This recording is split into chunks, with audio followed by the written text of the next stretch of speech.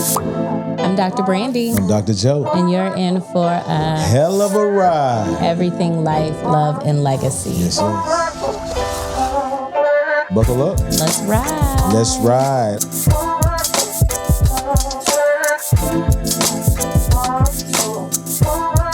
I'm Dr. Brandy. I'm Dr. Joe. And you're in for a hell of a ride. Everything life, love, and legacy. Buckle up. Let's ride. Let's do it. All right, here we go. Where we going today, Dr. Joe? We trying to figure it out, Dr. Brandy. How you feeling? Weather report. Where you at? I'm feeling pretty good. It's a breeze. You know, the climate's nice and comfortable. The sun is shining. It's breezy. Okay. Good. Sea breezy? Hell breezy. Because I'm feeling like I get away. Okay, no, that ain't it? No, I don't need that in my life. I'm deep breathing. I got you. I'm slowing the nervous system down these days. There you go. All right, cool. What about you? I'm good. I feel... I'm a little breezy because I got all this skin. Go ahead. Thirst trapping. Not for real. Let me put me a little... You had your hoochie daddy shorts on in the ankle out. Y'all see his ankle? Go back to season see one. These toes? But how you doing for real? No, I'm cool. I think that I'm in flow. I'm in flow. Yeah, and it's sunny out. So for me, like, I feel good. Like I had a routine this morning, so I feel good. Okay. I feel good. Yeah. So that's my weather report. So we got to jump right into this because you introduced it because I think I saw it, but I think you sent it to me. So our next episode, our last episode. Oh shoot, our last episode was with the kids, and I'm always thinking about, and it's always top of mind, like not just relationships in like romantic ways or friendship or family, but parenting. For sure. Parenting is always top of mind in this economy. And so recently I was really proud to see a old friend of ours or acquaintance of ours, Nona Jones, on Hardly Initiated, podcast Hardly Initiated. And she was essentially talking about raising boys because she has two boys and we're raising boys. We have two boys. So she was describing, so this is what's top of mind because I just recently saw this. She was raising two boys and she wasn't necessarily referencing her children, but she was talking in general. And I don't want to misspeak. Y'all have to go watch their clip, but I don't want to misspeak. She was basically talking about people raising boys to remain boys. To be man boys, basically. Boys, yeah, And she was just talking about how it's important to raise boys to be men and to have provision over their family, to have the leadership skills necessary to lead a family. Yeah.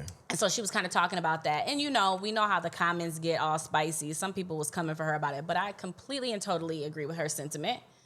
I endorse her message. Okay. And then, top of mind, I also had a recent experience. I was out at a speakeasy at a bar with one of my sisters, and we were just having casual conversation with the people at the bar.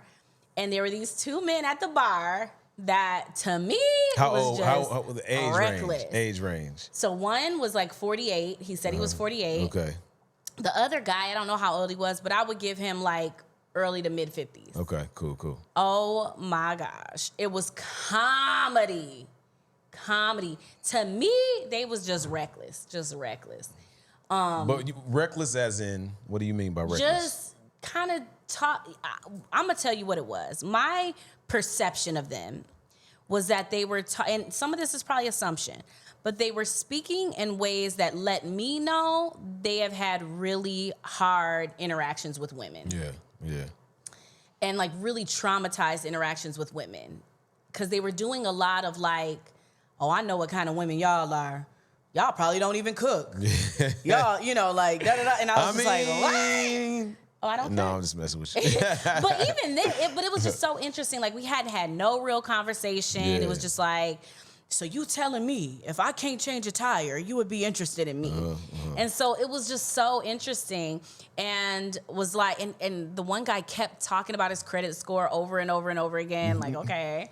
He wanted to make sure y'all heard it. What did he say? He's like 7 something? He said, I got an an 850 or something. Yeah, Okay. yeah. I hope you're having a good day. Like, we just jumped right into this. Like, y'all look like, are y'all over here? Y'all over here at the bar bashing men. What? We were talking about career. Yeah. My sister is in school to be a psychiatric nurse practitioner. Right. So and I'm a psychologist. So we were talking about career. Yeah. We weren't even talking about men in that moment. A little insecurity on his behalf, you know. But and no awareness that that's what it was. Like no awareness that you were coming from a very wounded place. You know, because a lot of what you were saying had nothing to do with what we were talking about. So those two things have been top of mind. Okay. And I think, you know, because you brought it to me in terms of that clip with Nona, and, you know, since we both, you know, we've known Nona, haven't spoken to her in a while, but we know her, you know what I'm saying? And, you know, incredible woman and has an incredible family. But it's top of mind for me, too, because I was like, I got 2 boys, you know what I'm saying? How am I helping them to navigate this world as black boys, black men? Right. Right? And I think that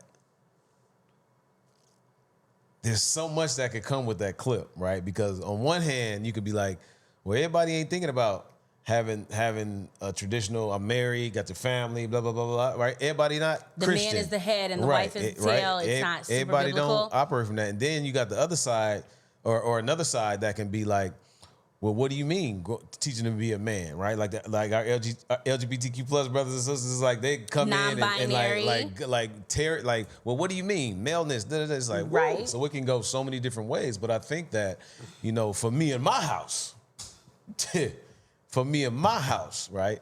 But no, I do think that that's some dialogue. Well, let's get into it. Like you bring up a good point though, because even like what you're saying, me and my house, and we're raising 2 black boys. Our children very much see themselves as 2 black boys. Yeah, they know it. That's how they're. You know, we use language in this current kind of era to be more affirming of people with varied like identities and varied like sexual orientations. And so you'll hear language like cisgendered, meaning that a person's gendered identity is in alignment with the gender assigned to them at birth or that they had at birth. So that's what the whole cisgendered thing is.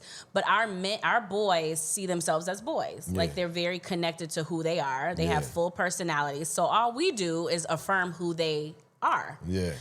So, you know, before anybody come for us, like, just so you know. Hey, you could come if you want to. That's the truth. Like, you sure can. Because people do that too. They project their own stuff onto other people. Like, say what you want to say. Matter of fact, say it in the comments. Say it in the comments. But our boys are very much boys, and they're very much black, blackity black, black, black. Yeah. And they and this is kind of like a side note. The other part of Nona's clip that really stuck out to me on Hardly Initiated was that she was just describing the relationship a little bit to like single motherhood and boys being raised in homes where there isn't any males as accessible or as present, or as, you know, healthy. Yeah. And then she was also describing or alluding to knowing adult women that are in relationships that are incredibly dissatisfying because they're in relationship with man boys.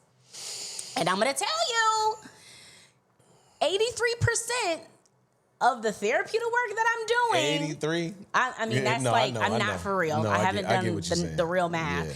A lot of what I'm dealing with my clientele are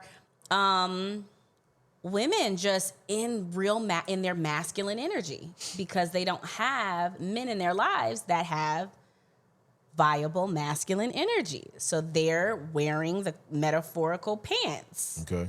And then the men, some of them, based upon what I'm hearing, I don't know how factual this is, are posturing as men, but psychologically, emotionally, and spiritually, they're still very much boys. Okay. Now, I could talk a little bit about how this looks with women, because I'm not up here saying that this experience is only related to men. Right. But it's top of mind because of the clip. Yeah. And because we have sons, and because I'm a woman, and because most of my clientele are women. Now, the other thing I see is I can't even get in. Go ahead. Sorry, Go ahead. I'm just okay. Go I'm ahead. sorry. I'll No, pause. go. No. Because you might have a reaction to what I said. Go ahead. I'll remember. Go. See, this is a form of effective communication. There's room for the both of us, Dr. Joe. Anyways, go.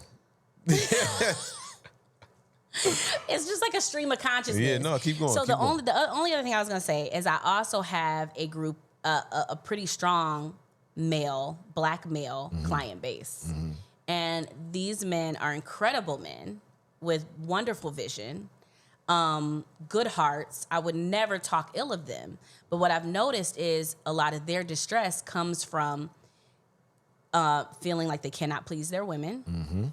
And it comes from a boyish insecurity. And so I feel like, ooh, we're on to something here.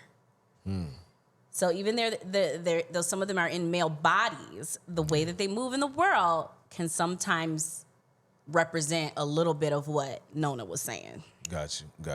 So I'm not gonna be like, well, women, I'm gonna stay with the men. Right? Okay. I don't want to do that. I'm gonna stay with the men situation, right? Because as you're talking right now, one of the first things that I'm thinking about is how the insecurity of men, where did that start? Right? And a lot of times, not all the time, when we talk about like single parenting, it's usually like the mom. Right? And I'm sitting here wondering to myself, like, what was the man's interactions with the women in their lives, right, who raised them, that created a level of insecurity or created a level of, I am going to navigate the world similar to maybe what I'm seeing in terms of the women in their lives, right? And not even saying that's wrong, because if all you have to model is one particular thing, what else do you know to model? You know what I'm saying? And so that's where I'm thinking in terms of like men, because I would argue that for a lot of men, because we want to please the women in our lives, right? We want to show up for them the way that we hope they need us, right? But they can definitely like make us feel like, you know what I'm saying? And now we're insecure about how we were moving, and now we're treating women differently based off that one experience or a longer experience on how you grew up, right? But once again, let me stick with the men. I just wanted to throw that in there because I was, I'm thinking how they've connected to the women in their lives. But as men, I'm not gonna lie to you, we do got work to do. I can appreciate you saying that, like acknowledging that. I wonder too, it's kind of a question, it's a statement, an observation, but a question for you. Like when you say that thing about how crushing it can be when men are perceiving that they're displeasing from their wife or their woman, whatever women in their life. If it's a heterosexual relationship. It makes me think of how children want to please their parents. Like they want their parents to be proud. And I think that I can't speak for Nona, but it definitely made me think of that piece where adults, men, sometimes their orientation to their woman is similar to their orientation to their mother. For sure. I want you to be proud of me. I want you to please me. Or not please me. I want you to be pleased by me or impressed by me. Yeah. As opposed to a position of leadership, which is like, so I think that could be an aspect of what she was describing and what we're talking about. Yeah. Where it's like, I want you to be proud of me in the way that I wanted my mother to. Right. So it's not conscious, but yeah. So when you think about the role that the man is supposed to play, now once again, that looks different culturally. True. It looks different depending on whatever religion, all that stuff, right? But let's speak traditional like Christianity, like the head and the tail type of. Okay. Right. Let's start there. That's the context right? Because we know, Nona's a Christian. Nona, she's so, when you think about that, I'm sitting here wondering, so what are those specific leadership roles that, from a woman's perspective, that young men need to learn? So I can only speak for me. Or young boys. Yeah, I really have to anchor this as directly connected to me, because I don't know. I haven't talked to Nona lately, but I think for me, and then I also feel like... Oh, shut up. Who you talk? No, I'm messing with you. Look, I'm in the gym by myself. Listen, I know some of you all have some goals. Some of you all feel like you've been stuck. Some of y'all feel like you're ready to go to your next level. And if you're ready to do that, make sure you go to purposeoverdreams.com. I have a free resource for you, and you'll gain access to my masterclass. Take care. I grew up in I was raised by my grandparents. So their perceptions of gender roles and gender norms and expectations are very different than I think my reality. Where, my grandmother grew up in an era where gender norms and male expectations were more clearly defined. You're the provider. I am the caregiver. Now, mind you, my grandmother did work, but it was they were closer to that era of like, you're the provider, I'm the caretaker. In our home, there's a lot more equanimity. We're both providers. That was a good word. Equanimity. Yeah, we're both providers. It's more equal in that way. And it's equal in that way because of the culture, like the era that we're in. Right? Yeah, I was going to jump in. No, jump in. What you got to say? So you're saying in our home, there's a level of like equanimity, right? We're both providers. Okay. We're both caregivers. Let me ask you this. And I want you to be honest. I want you to be honest. How many times, you see, I didn't say, have you ever? How many times have you felt like, I can do this on my own? Have I felt that way? Yeah. I feel that way. Well, And remember, I didn't ask you, have you ever? How many times?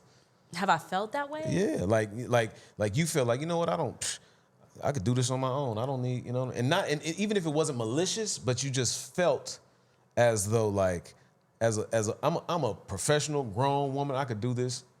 Like, how many times have you felt that way? I can't say a time. I could say that is a perpetual belief system that I do have. That's deep. Like, over time, I have felt that way. But I think where I'm like thinking, like where I'm getting caught up is I do not believe that I could coexist alone. I do need community, and I do need support, and I do need care.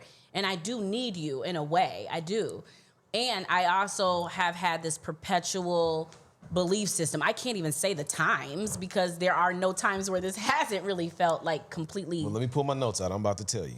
I'm messing with you. Like, I have felt like I need, and some of that is self-preservation. And some of it is directly connected to what Nona was saying.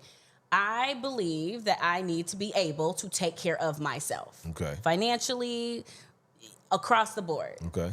Now, I have felt that way. And some of that is connected to a lot of different things, What made you ask that question as we were with connection, what we were talking about, though?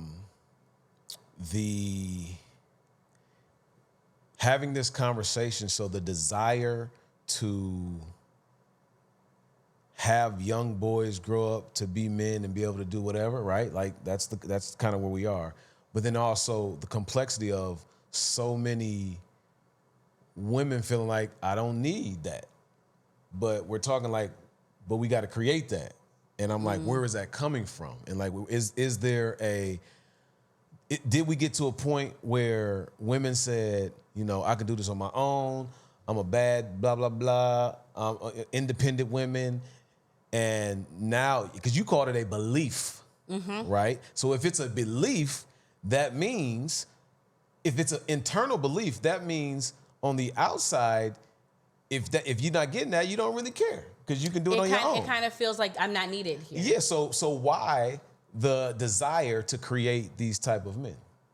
Well, that's a really great question. I actually do think that there's a correlation around what Nona's saying. Okay. Because I think that very paramount to the belief system that like I don't need a man, I can do it on my own, I need to do everything on my own, is directly connected to a belief system that says I can't trust men to be there for me. Got you. So it's like if there's a demonstrated, if it's demonstrated for me, and to your earlier point, single mother homes, whatever. Now, let's not skew the data, because people always want to talk about single parent homes, and shout out to all the single mothers doing their thing. Sure. But there are a lot of families where, like ours, where the father is very present. Or there are a lot of fathers kind of carrying the load too. Nobody ever really talks about that.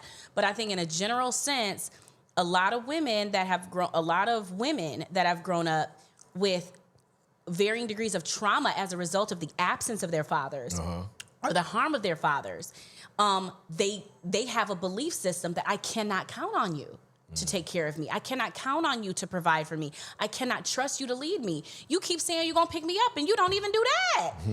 So, you know, and then I think boys, to your point, are kind of indirectly socialized to almost use the attention of women to aid their own insecurity. So not only can I not trust you to show up for me, but I can also expect you to use me, to take advantage of me. And so I'm not saying these things are true across the board, but I'm saying I think these are the belief systems that have harmed all of us and really disrupted companionship in that way. Right. You know? So I can like dig and be like, well, the woman, blah, blah, blah. But that's not what we're gonna do. Because I'm hearing you and I'm like, dang, okay. Because look, can I say this? All right, go ahead. And I talk about my work world in a very general way. Because of the ethics and the confidentiality, I can't be too specific. Yeah. But I work with probably about 97% people of color, primarily Black men and women. I would say my clientele is probably about 35% men, but it's primarily women. Yeah. And so it is disheartening and painful to me that I would say of my female clientele over the course of my career, a good 95% of those women have been deeply harmed by their father or men. Yeah. Deeply. Either in a very direct way, physical abuse, sexual abuse and harassment, or witnessing intimate partner violence between their mother and their father, or across the board, a lot of exposure to like a womanizing orientation, seeing their father be with a lot of different women, a lot of different kids, or I've seen on a smaller scale, incarceration and drug and alcohol addiction, and almost across the board, an emotional void, like a lack of emotional connection or safety. Right. And and then it's like, yes, these women, most of them, not to overgeneralize, are super like, I'm independent, I don't need a man, but feel really deprived of intimacy. How is that not connected? Right. So the desire is to have young boys develop into a certain type of man that can, lead, right? And I think one of the questions that I have right now as I'm listening to you, because I mean, that's real. Like, we know there's a lot of trauma growing up, and you're talking specific to like lack of a father, incarceration, like just what they've seen. And so I think the question is, as we try to build up these boys and to become these men, but you have women with these experiences at the same time, would they be able to see the good, or would it always be like covered in that's too good, that's too that's too, and you know what I'm saying? That he too nice. Yeah. Wait, what? You need to be mistreated, or like you see like it's too good to be true because I don't believe it's possible. It's too good to be true. When is the other shoe gonna drop? He cannot be this good. And then when that happens, then the dude is like, what's the point? Damn, I'm doing everything I can. Right. And he like, F it then. I'm gonna go do blah, blah, blah, blah, It's blah. like, what's the point then? Yeah, so it's this work that, has to be done to develop young boys or young men into young men. But I think the question is, like, for me, it's not just work for boys. It has to be work for the young ladies as well. Absolutely. At the same time, because if they're having these experiences and one experience is one way, the other experience is another way, there would never be an ability to connect in a genuine way where both people can get an idea of like, this is how it's supposed to be. Absolutely. You know what I'm saying? And then think of parenting. Think of how we condition. You hear this all the time. Men, the way that they would parent their daughters as opposed to the way that they would parent their sons, and not recognizing you are literally creating a contradiction in interpersonal dynamics. So a lot of men raise their girls to be prepared for the predatory behavior of men. Oh, he's only out for one thing. He's only this. He's only that. Don't be thought out here. No, you can't wear that because men are going to be like this and men are going to be like that. And the only reason you doing that is because you know who you were. And then you get a son. I'm saying you get a son and it's like, oh my, who you messing with? Like that. You don't realize you're literally setting up the same contradiction.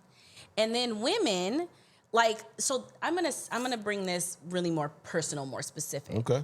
One of the things when I saw the clip from Nona, one of the first things it made me think of was a deep gratitude for you around the way you parent our sons.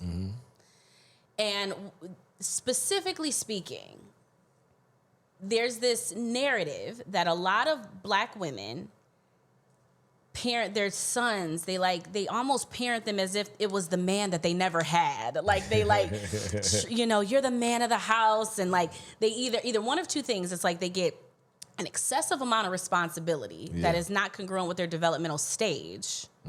Right. And the son internalizes the need to please mom. Right.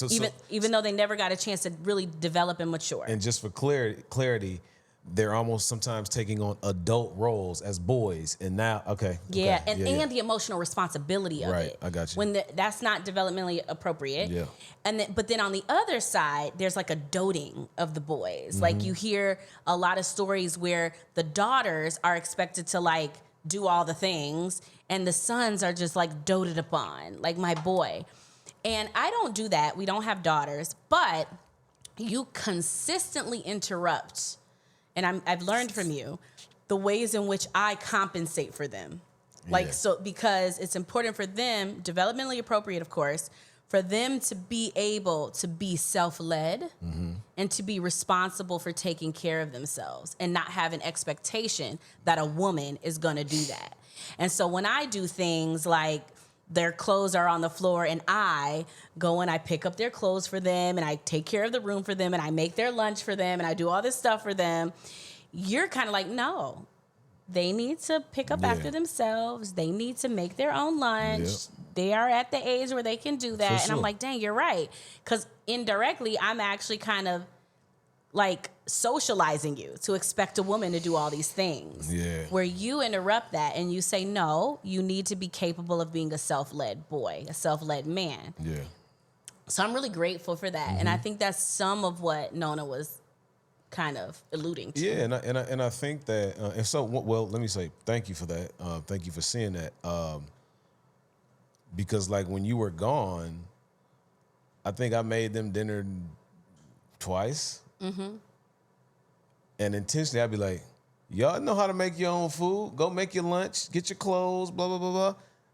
I'll do it sometimes, but what I want them to be able to do is learn how to do some of this stuff so that, one, when they live on their own, that's one, but then also, they said, we went live a few days ago, and one of the things that they said, and I didn't realize, it was because they were talking about their crush. And they was and just so you know, I'm looking at the personality. They ain't always looks. Yeah, my daddy taught me to treat women. I was like, dang, I don't remember being we have conversations, but it's good to hear them say that. You know what I'm saying? And so I think that, those are the little things. And I think what's most important also, as we're talking about developing boys into men, is modeling the behavior. That's right. Right? Because I can say it all day. It's almost like me telling them, you can be what you want to be. You can grow up and do this. But I'm sitting here talking about, oh, I hate my job, this. No, they need to see me going to get it. They need to see me like working and doing the stuff that I love, right? I have to model that behavior. And I think sometimes when it comes to parenting, we know what to say, but we don't know what to do. Yeah. You know what I mean? I think the other part of it too is, you know, you hear this a lot that, oh, he wasn't a good husband or a good mate, but he was a great father. Yeah. And I'm sure that might be true. I'm of the perspective that being an honorable mate or a respectful mate is a part of being a good father. Because they learn how to interact with people. They learn how to treat people by virtue of watching how you treat me and others. Yeah. And I see that play out a lot. Like the boys are very chivalrous in a way. Because you're charming. But I got Riz, as they say. Yeah, whatever. Which we cannot use for evil. We have to use for good. I got Riz. They taught me that this is Riz. But then I looked up Riz. Riz is just the ability to like bring people towards you with your personality. Well, don't do that.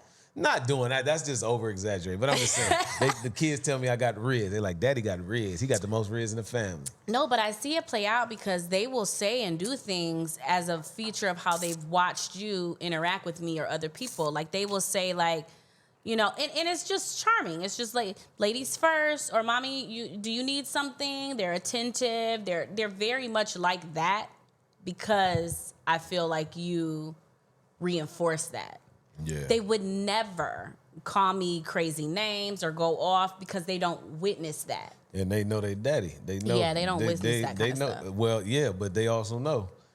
They say the wrong thing to you. Stop. Well, I mean, yeah. I ain't gonna hit them for You real, never but you know I'm gonna get them though. Yeah, you you'll know, let them. I mean, even little things. I remember they used to come home and like wouldn't, and you'd be like, "Did you not speak to your mom?" Yeah. Like you always acknowledge your mom, and then and then the flip side of this too is, I think disrupting intergenerational patterns of being in the world where like earlier you were, or maybe it was the last episode when you were talking about vulnerability as a weakness and being taught as a weakness. A lot of us have been taught that. But like our kids have seen you cry, and our kids do know when you're kind of a little stressed out. You do apologize to them. Like if you kind of snap on them, you'll go back and say, it wasn't you. I'm just kind of stressed out or I'm upset about something. Yeah. I didn't mean to take it out on you. I mean, those are things so that when they're men, they're able to be accountable for the dynamics that they're fostering in their relationships. Right. You know what I'm saying? Right. Or they're able to say, and you see it now, they're able to say, Carter's able to say in ways he couldn't say, I'm really upset, I'm really frustrated, I'm really angry. You hurt my feelings. Like they have language. Because before he used to be like, Or throwing things. throw stuff, hit stuff, and I'd be like, boy, if you don't. Boy. But that's but I think that's, and when you talk He broke our TV once. Yeah, he did break the TV. Yeah, boy, I almost woo. Ooh-wee. I had to go buy a whole new TV, and I just bought the TV. That's Yes. I was hot. Now in some families, that's license for a beating. Yeah, But we don't, Yeah. okay. That's a lot of emotion. That's a lot of distress tolerance and I a had lot to, of like, emotional regulation. You right. Because you it's right. like, okay, because this ain't what's up. Yeah. But he needs to learn how to be in relationship to his feelings. Yeah. And so he went from doing wild stuff like that to then he would growl.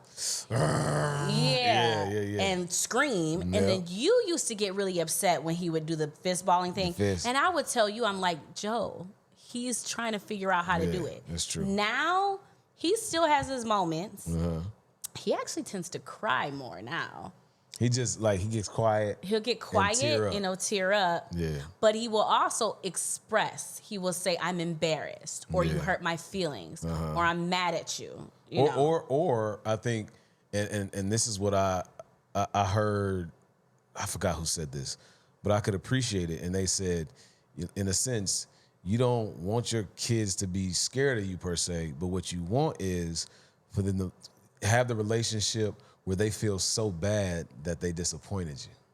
Yeah, I was like, you want okay. most of us, we want respect, but we think Yeah. fear is the way to get it. I mean, that's not necessarily the case. Yes. I remember Carter used to say, "I hate you," and I'm like, I don't think that's true. Yeah. I don't think you hate me. I think that you're angry with me, and I'm gonna need you to say that. But developmentally, that's the language he had to use, he didn't know how to like use other language. And I think sometimes if you're parenting young people and you don't understand young people, you going to, I'm about to beat yo. Now they getting a whooping, and you just don't understand developmentally as a child. They don't have any other words to express what they're saying, what they feel, And maybe you don't either. And you don't, obviously, as an adult. If the first thing you do is go get the belt, you know what I mean? Oh, shut up. Who you talking?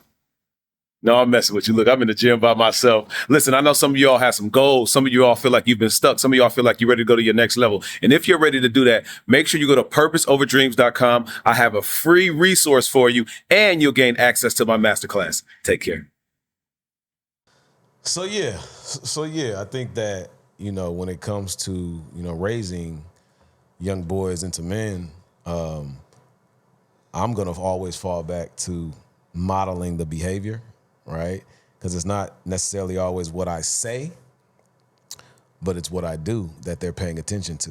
Mm-hmm. You know what I'm saying? And so, but as a parent, like, if you ask me, it's trial and error. We trying to figure out how to do this thing. It's tough. You know what I mean? And then you talk about the world in which young boys are growing up in, and then this like women, like they always say, like young girls mature faster than young boys, and you're seeing all of this. You're seeing grown adult teachers messing with little kids, right? Like, and so if you ask me, everybody got some work to do. Yeah, you know what I mean? Agree Everybody with that. got some work to do. And parents, they always say it starts at home. That's true, but parents have been through it as well. Parents haven't done their work, and it's not their fault all the time. They're trying to survive. Well, I think that's the cyclical nature of this topic to begin with. And like what Nona was saying is, I would go as far as to say we're all children in adults' bodies. Like we're all like, and you hear this work in therapy, like the inner child work or your shadow work or your inner child work. It's kind of like, a lot of us are kind of replicating unintentionally some of the gaps in our own experiences, our own development as a child. Yeah. So the parent whose only reaction or only way to get their child to modify behavior is a beating, like we don't need to judge the parent. It's really more a representation of like their limits. Like you don't have any other things in your repertoire. There's so many other ways, but nobody either taught them that, or maybe they never experienced that, or maybe they got beat, so they getting beat, or maybe they're exhausted and stressed out and worn out, and talk about the emotional regulation, distress tolerance, and stress. They're just being reactive to their own experience, and then their child is kind of reaping the consequence of that. Like we're all human beings. Yeah. And it's people have to understand when it comes to this parenting thing, like you can be the best parent, do everything that you need to do. It does not mean that your child is going to come out in this way that you're like, the greatest child. Your child can still be a fool. Right. They are individual people. They are not just an extension of you. You know what I mean? And that's one of the things that I learned, because I was a school counselor at one point in my life. And I still work with a lot of them. But one thing that I learned is when I got to meet the parents, I used to be like, them some great parents. What's going on here, right, with the child? Or it was like, I see where this came from. Right. You know what I'm saying? So, but at the end of the day, even if I say I see where this came from, I also at the same time can say, they didn't do the work because they didn't know, or they didn't have the resources, or they didn't. And so it's not, I try not to blame. And sometimes it's just that aha moment of like, okay. And when you don't have grace, and when you don't understand humans, when you don't understand this experience and evolution that we have, like you can sit in a space of just judging based off of, I see how, that's how you are now. Okay, this is why. Like I try not to do that, because just because you're one way, it doesn't mean your child is going to be, the same. Too. You know what I mean? So with that said, like when you think about how you were raised, right? What is name one or two things that you had to unlearn from the way in which you were raised? So think of the parenting that you got, and what are one or two things that you had to unlearn? I do think that my femininity or like my womanhood was defined in a very rigid way. Okay. So unintentionally, but kind of like women don't do that, or that's not ladylike, or that's for a man to do, not for you to do. And I think some of that was more the generational thing. Okay. So wearing little bitty baby shorts, is that ladylike? No, it would kind of be like, yeah, no, that's. I'm saying in the present day. Well, you mean with Gammy? Right now, with you, is that okay? I'm a grown woman. Yeah, I can do what I want to do. I'm just asking. Sure can. But, yeah, some of those things. And then I also think limits. I think limits, like some of the choices that I've made as it relates to just career or like ambition was not very comfortable for some of the people in my family. Like, you're going to do what? Yeah. Like, why would you do that? You're going to go where? Why would you do that? And it's like, why wouldn't I do that? So I think that's some of it. I think the idea that you need a man in order to be valuable. Okay. Was kind of an implicit message too. Because a lot of women get that. When are you going to get married? When are you going to get married? Like, when are you? It's almost like your value is connected to being chosen or something. So I think sometimes women are kind of like repelling that too. Man, and just hearing you say that, it's just, everything is so complex.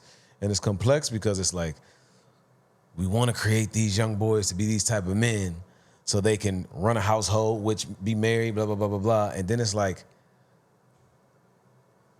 I'm taught to be chosen to be this, but my value is not only in that. You know what I mean? Like, it's like it's just interesting how, and it's not necessarily bad, but it's just like, it's complex because on one hand, it's like, my value isn't in this. On the other hand, it's like, I need men to be like this. So if I do, and then it's just like, but it's not contradictory like that. No, I don't think it's, I didn't say contradictory. I just said like, you hear this, then you hear that. And I'm saying like, man, it's complex. Like, it can be very like, dang, what do I do? Well, because this is what I think. I think that in every person brings value independent of anything and anybody else. Yeah. Like, I matter regardless, just as you do regardless.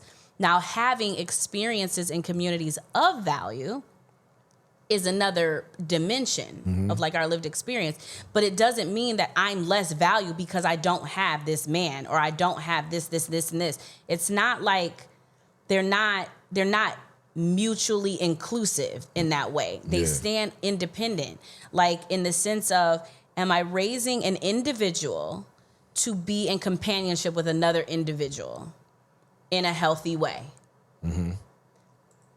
And you matter just because you matter.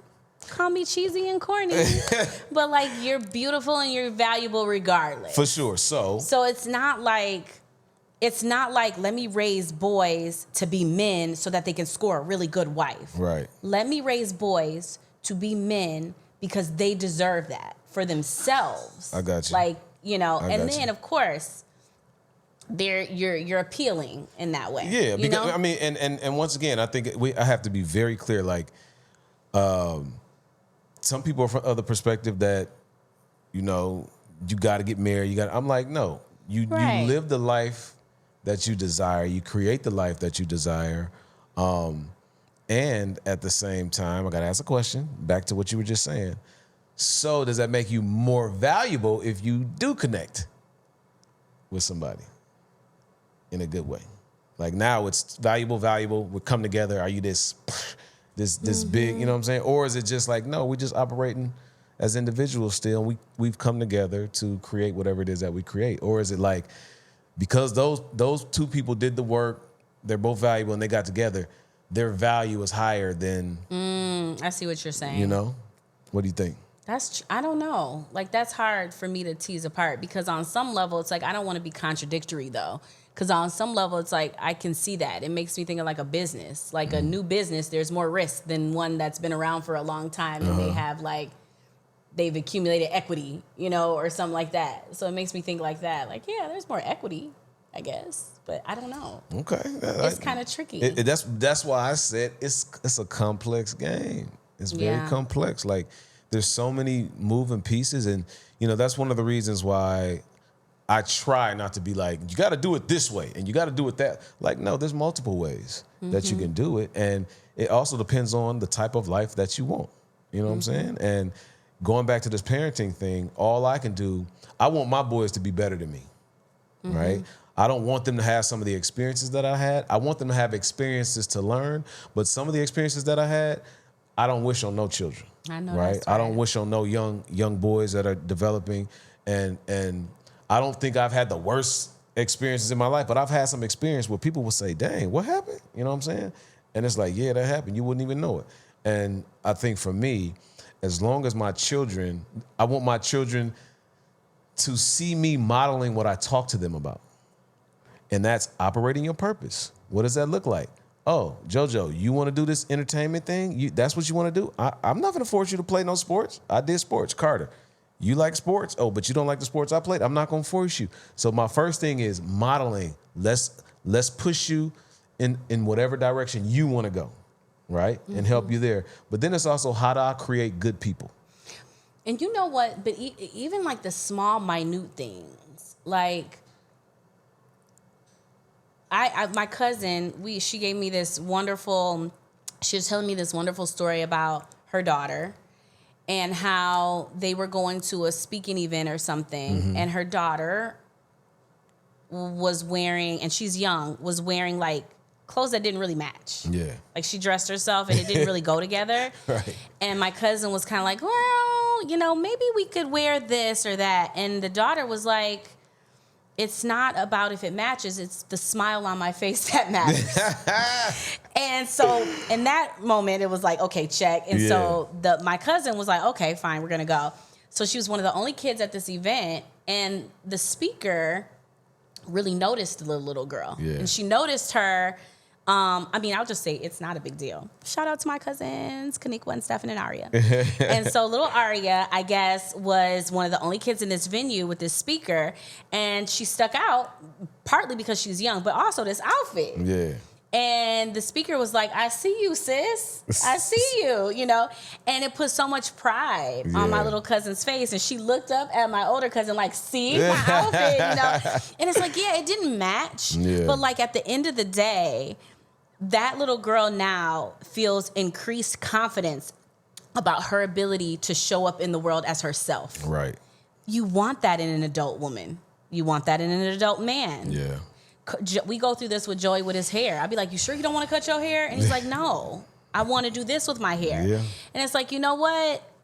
At the end of the day, it's not these little trivial things. It's like, what values? I want you to feel comfortable in your own skin. Yeah. I want you to be unapologetic about who you are. I want you to not be intimidated by other people's opinions of you. How often do we tell kids, you shouldn't care what other people think? And then I keep bullying you into doing what I want you to, you shouldn't wear this, or you shouldn't wear that, or you should look like a lady, or you should do this, do you realize it's like a contradictory message? You shouldn't care what people think, and yet you're conditioning your child to be insecure around you? Which means the parents have a lot of work to do. Well, right. We don't be knowing. Like, we're all trying to figure this out. Right. But then you grow up as an adult man or an adult daughter, woman, and it's kind of like, where do you think the insecurities came from? Yeah. Like, where do you think this people-pleasing energy came from? Yeah. So I think if anything, I'm not saying all this stuff to shame anybody or like point fingers. I'm saying it because we have a lot of power as parents. For sure. Well, a lot of power.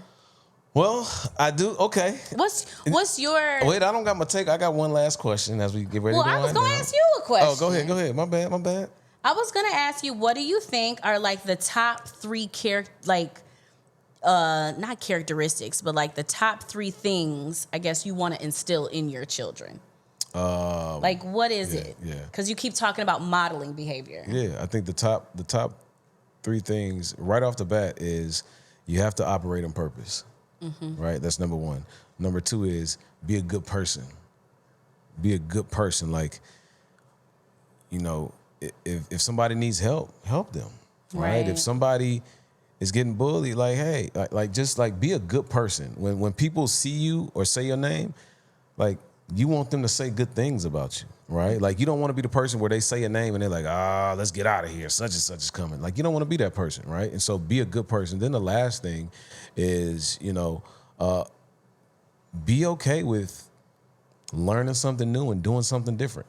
Yeah, that's like, nice. You don't have to be stuck thinking one way or operating one way. And so I think as we move forward in the parenting, I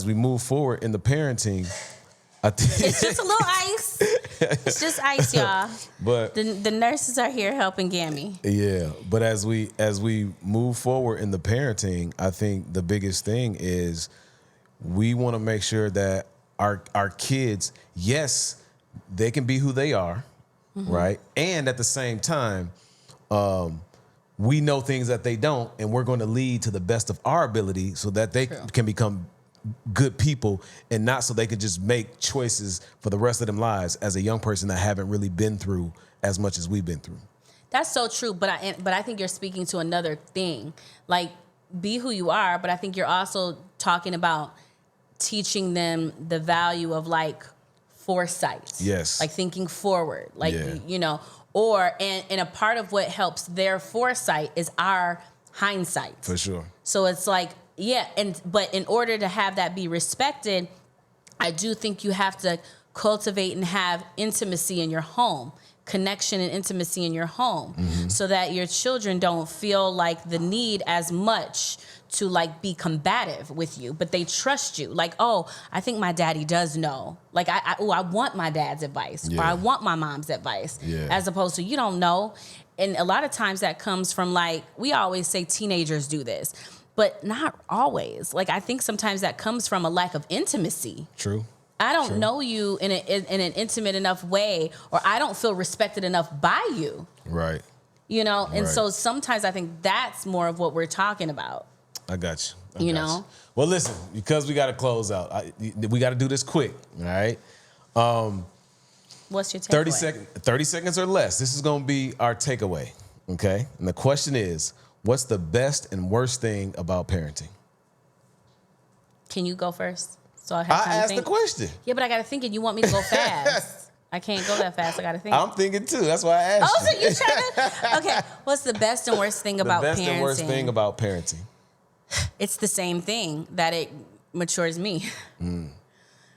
It's the hard part. It's uncomfortable sometimes. Like, I've learned a lot and grown up a lot as a feature of being a parent. Yeah. And the vulnerability of it all, that there's only so much I can control.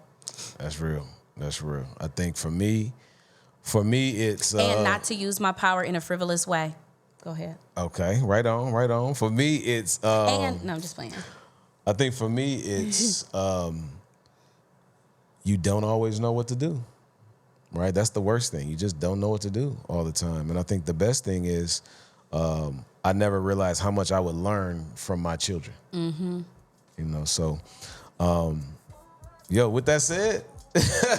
Make sure y'all follow, subscribe, hit the notification, make some comments, right? Ask us some questions, all that fun stuff. Go watch the full episode, because as usual, every single episode, we're going to take you on a hell of a ride. We'll see you soon.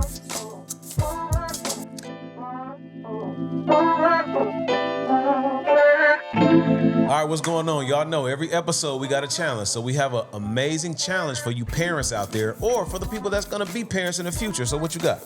And even for those individuals that are in the role of parenting. You could be a mentor, you could be an auntie, parent, you could be a guardians, cousin. all that. Yeah, grandparent. Yeah. So the challenge for you is to take out a piece of paper, or you could do this in your phone, and definitely tell us in the comments below, answer our question.